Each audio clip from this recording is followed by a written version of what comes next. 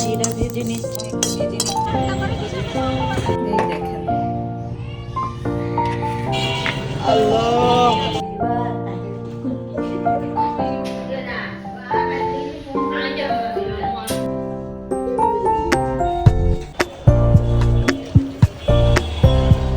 চুরিটা কেমন হয়েছে দেখো তো।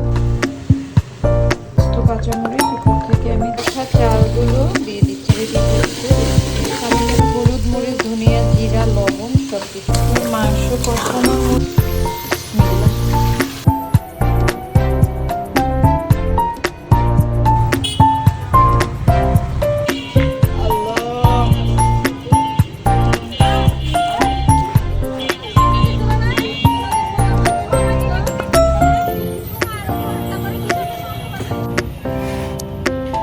আসসালামু আলাইকুম এভরিওয়ান, কি অবস্থা সবার, কেমন আছে সবাই?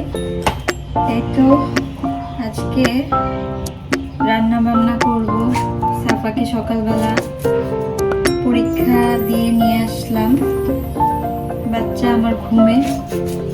তো ভাবলাম আজকে একটু রান্নাঘরে সময় দেওয়া যাক। মুখে দিয়ে অল্প একটু গরু মাংস নিয়েছি। 2 দিন তো খুব মাছ সবজি টবজি খাওয়া হলো, যেহেতু ছোট বাচ্চার ঘর, মাংসর আইটেম একটু না রাখলে ভাত খেতে চায় না। এই তো মাংসগুলো আমি একটু কেটে নিচ্ছি। আপনাদের কার কি অবস্থা, কেমন আছেন আপনারা? আজকেও মাংসের মধ্যে এতগুলো হাড় চর্বি দিয়ে দিয়েছে। এই দেখেন, এই দেখেন, মাংস কিনলে কি যে দেয় ওরা। মাংসের মধ্যে বেশিরভাগই এই যে হাড় চর্বি। আচ্ছা, আমি তাহলে কাটাকাটি করে রান্না বান্না শুরু করি, আপনারা পাশে থাকুন, দেখুন আমি কিভাবে রান্না বান্না করি। ছোট ছোট পিস করে নিব, যেহেতু হাতে সময় কম। আর ছোট পিস করলে সিদ্ধ হতেও কম সময় লাগে, আর মাংসটা খেতেও মজা লাগে। বটি দিয়ে কাটাকাটি আমার কাছে ভয় লাগে। বটির থেকে ছুরি দিয়ে দাঁড়িয়ে কাটাকাটি করতে আমার কাছে একটু সুবিধা লাগে, কিন্তু মাংস কাটবো তো ধারযুক্ত ছুরি আসলে আমার কাছে নেই, তাই এই বটি নিয়ে বসা। যেদিনই বটি নিয়ে বসি টুকটাক কোনো না কোনো একটা ঘটনা ঘটাই। দেখি আজকে কি হয়, আল্লাহ ভরসা। মাংসগুলো ভালো করে ধুয়ে নেব।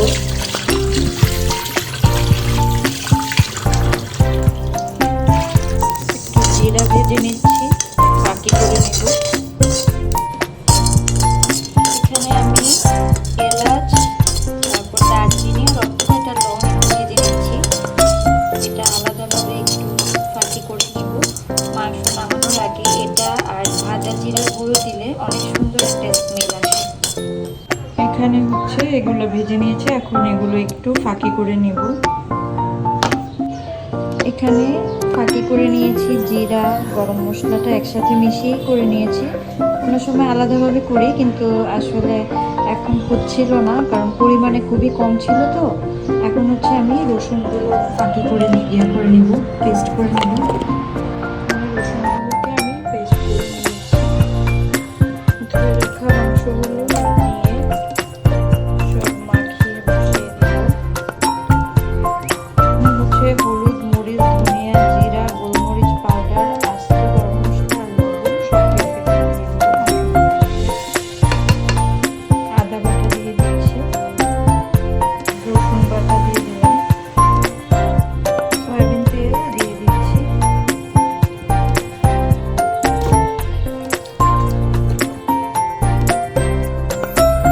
সবকিছু মাখিয়ে নিব। ও, আমি তো পেঁয়াজ দিতে ভুলে গিয়েছি, ওয়েট। পেঁয়াজ দিয়ে দিয়েছি, এখন হচ্ছে আমি সবকিছু ভালোভাবে মেখে দিব।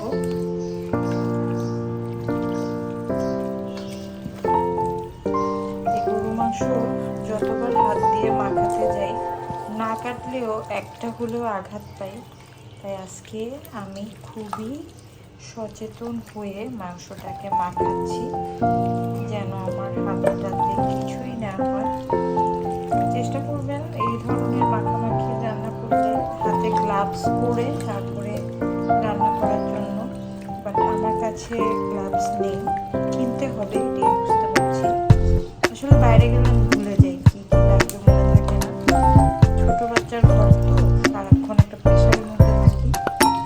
আমার মনে হচ্ছে মাংস, পেঁয়াজ আর একটু লাগবে, তো এটা আমি হাতে মাখিয়ে চুলায় বসিয়ে দিব।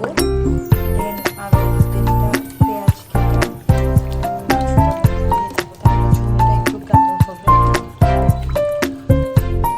যেহেতু আজকে রান্না একটু লেটই হয়ে গেছে, এটা আর আমি রেস্টে রাখার সময় পাচ্ছি না, চুলায় দিয়ে দিব।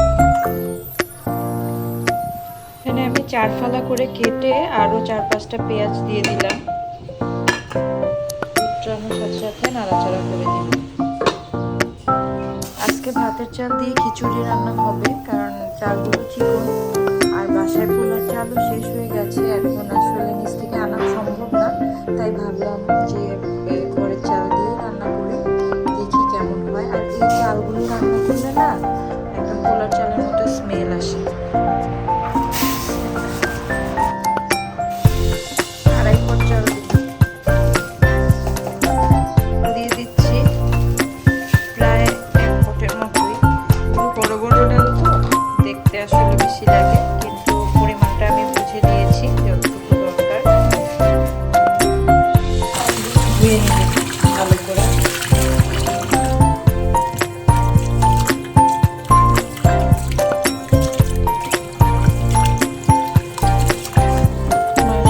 ভালো করে নাড়া দিয়ে দিচ্ছি।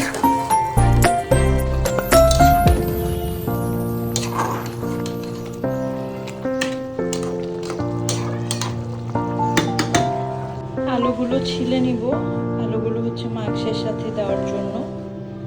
এখানে আমি আলু কেটে নিয়েছি সুন্দর করে। মাংসের সাথে একটু আলু না দিলে আসলে ভালো লাগে না। এখানে আমি সব কিছু রেডি করে নিয়েছি। এই দেখুন, চালগুলো দেখতে একদম পোলার চালের মতোই লাগছে। আর এই তো গরম মশলা নিয়ে নিয়েছি, টমেটো, কাঁচামরিচ, ধনিয়া পাতা, পেঁয়াজ, রসুন, আদা পেস্ট। এখানে হচ্ছে হলুদ, মরিচ, ধনিয়া, জিরা, লবণ, সব কিছু রেডি করে নিয়েছি যেন রান্নাটা দ্রুত শেষ করতে পারি। পাশে থাকুন।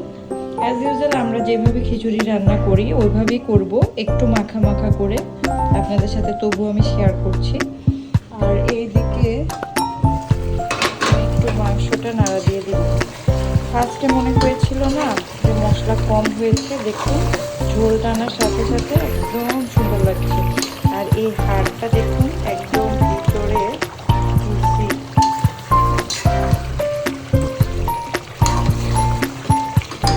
গরম হয়ে গেছে, পেঁয়াজগুলো দিয়ে দিচ্ছি, গরম মশলাগুলো দিয়ে দিচ্ছি, টমেটোগুলো দিয়ে দিলাম, ভালো করে নেড়ে দিব। একটু ভাজা ভাজা করে আসলে আদা রসুন বাটা দিয়ে দিব। আদা বাটা দিয়ে দিচ্ছি, রসুন বাটা হালকা করে নেড়ে দিচ্ছি। হলুদ, মরিচ, ধনিয়া, জিরা, লবণ সব কিছু দিয়ে দিচ্ছি। নেড়ে দিয়ে সামান্য একটু পানি দিয়ে দিব এটার মধ্যে, যেন কাঁচা মশলার গন্ধটা না আসে আর মশলা যেন পুড়ে না যায়। দিয়ে কষিয়ে নেব। পানি দিয়ে দিচ্ছি। ধনিয়া আর জিরা ইউজ করার কারণে মশলাটা দেখতে আসলে কালো কালো লাগছে, কিন্তু আসলে রান্না করলে এটা আর কালো থাকবে না। মাংস কষানোর মধ্যে গরম পানি দিয়ে দিব।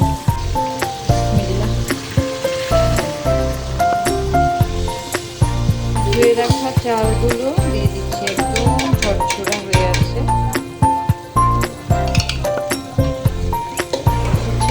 ভালোভাবে একটু নাড়িয়ে দিচ্ছি।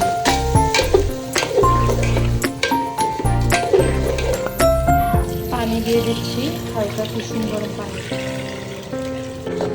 যেহেতু চিকন চালের খিচুড়ি, এই সময়টাতে এসে আমি কাঁচামরিচ দিয়ে চুলার আঁচটা কমিয়ে দিব।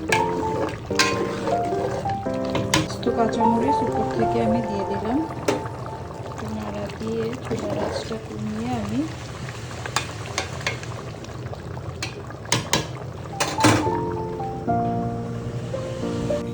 কেটে রাখা ধনিয়া পাতাগুলো উপর থেকে একটু দিয়ে দিব। শীত শীত তো ধনিয়া পাতা না দিলেও হয়, কিন্তু কাঁচামরিচ দিয়েছি, তাই আমি অল্প একটু ধনিয়া পাতা দিয়ে দিলাম।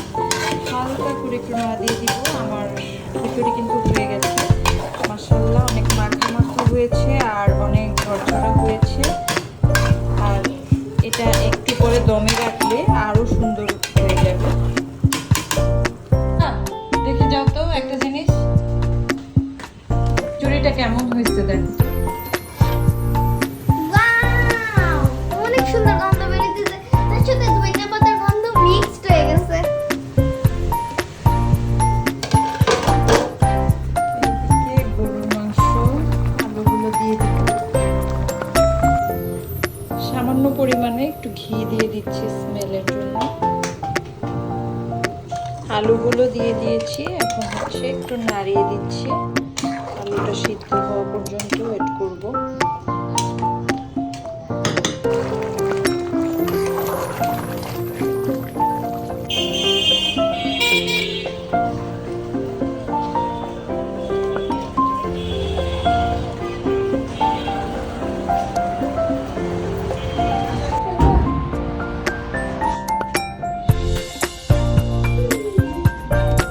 এসে পড়েছে।